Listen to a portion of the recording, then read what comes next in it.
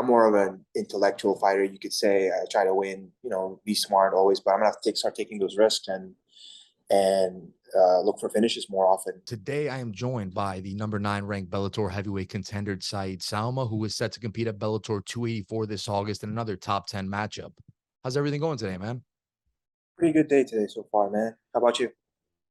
It's a little gloomy out here, a little rainy, so it's not the greatest day to be honest. Looks a little sad, but we're moving forward. And I actually saw that you went on a nice little kayak ride yesterday, right? That looked nice and peaceful.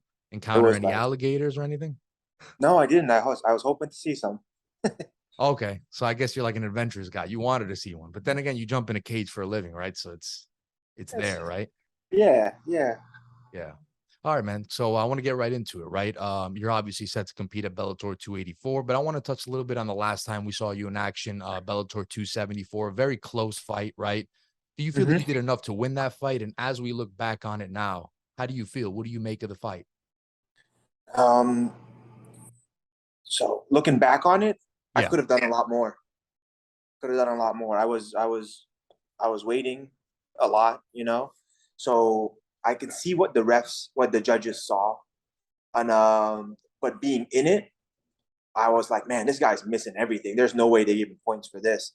But I always forget that like aggression points. Some people look at the aggression and they're like, man, this guy's really trying hard, and it looked like I wasn't trying, which I guess it was an easy like I felt comfortable, so I was like, I don't have to try as hard. Just like just pepper him up a little bit, get some points and win. But that's in boxing that works better than MMA, I guess. Yeah. And you feel like you did enough to win the fight, right? During the fight, yeah. Afterwards, you're always disappointed because then you're looking back in hindsight, you're like, no, I didn't. I could have done twice as much. Right. Easy, but in Yeah. hindsight, no. So And how did you feel coming out of the fight? Anything, any major injuries or anything like that?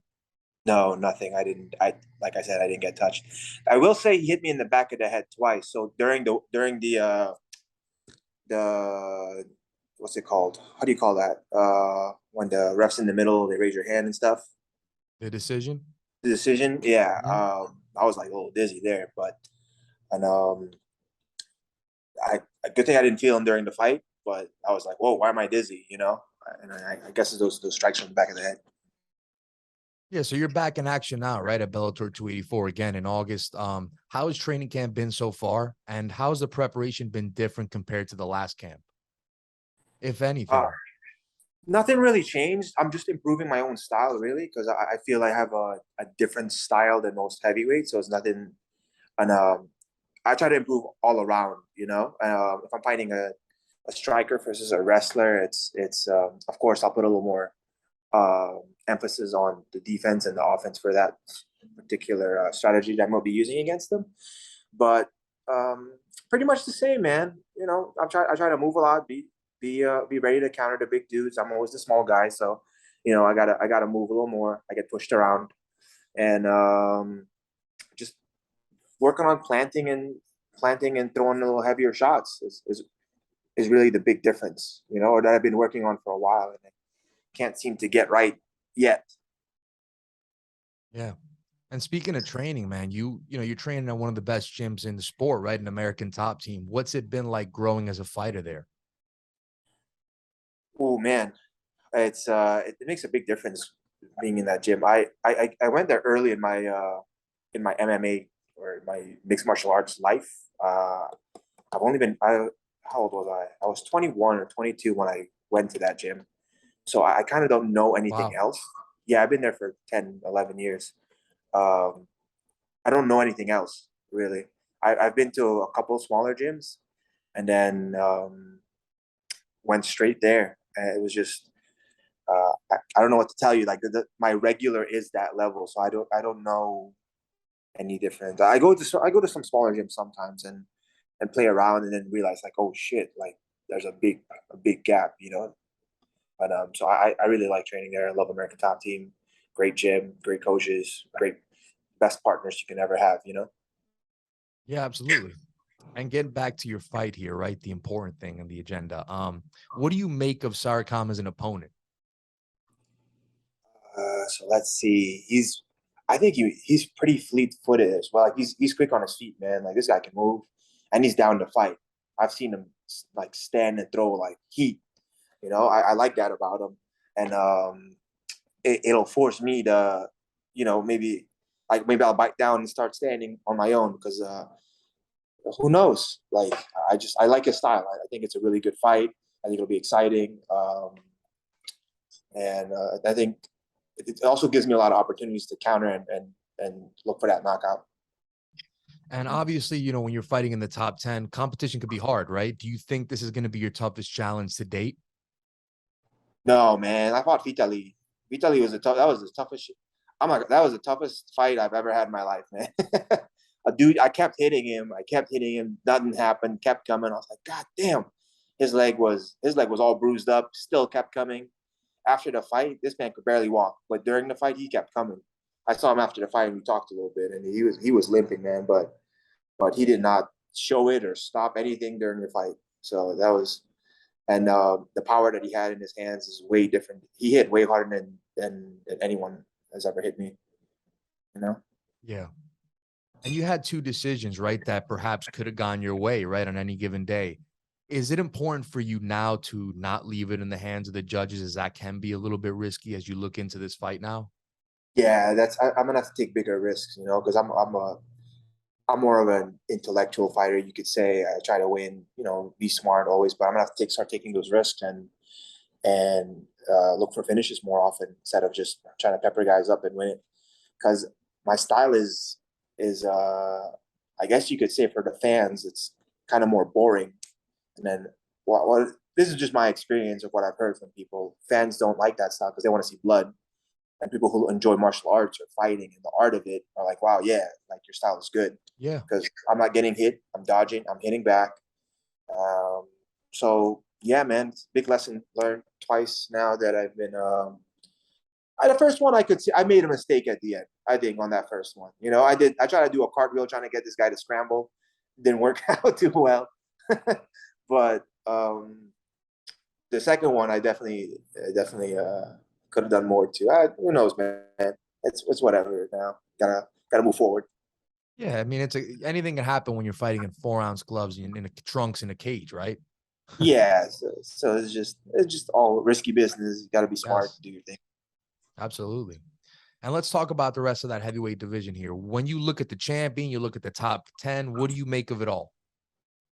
I think they're pretty high, all high level guys, great guys to fight against. I'd like to fight all of them. Want to get to the top five as soon as possible, and get up there. I think I honestly, if, uh, how I did with Vitali, I think I deserve to be up there in the top five because dude's a monster, and I think I can hang with him. I'll be up there soon. But all great fighters for sure. Absolutely. It's a very good top 10. And that's why I'm Yeah, curious to see what you think, because you're firmly in it, right? So it's interesting to yeah, see. Um, so I gotta ask you, right? You just hinted at it. You said top 5 fight. You win this fight, that's what you want next? yeah. Someone top five. Hmm. I don't And know does who it yet. matter who? Nobody specifically, right? Just you want to get into No, that top 5. yeah, I don't care. I just want to fight. I like fighting. I never say no to any fight. So Yeah. And speaking of Bellator, right? Do you feel like you still have a lot to prove here? You're only 30 years old. You've been here for 4 fights. You've done a lot already. You've beaten some big names already. But do you, in your mind, feel like you still have a lot to prove? um, to myself, Yeah. yes, there's a lot of improvement.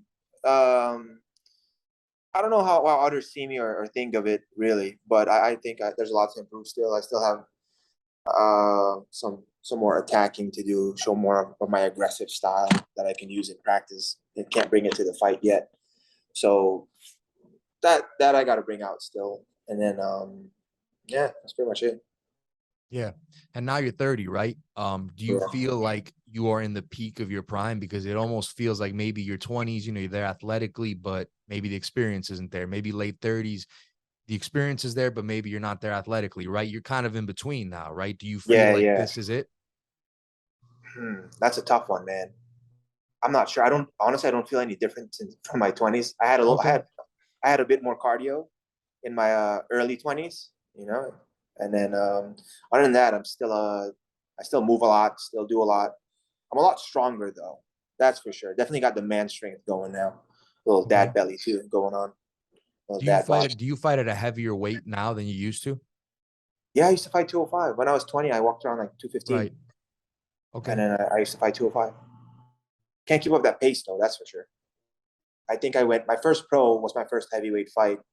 And I try to keep my 205 pace, but it's a whole different game. I fought against Steve Maury for my pro debut. That's a tough After, debut right there. Yeah. yeah, after 5 years of not fighting, so I was like, yeah, whatever, let's do it.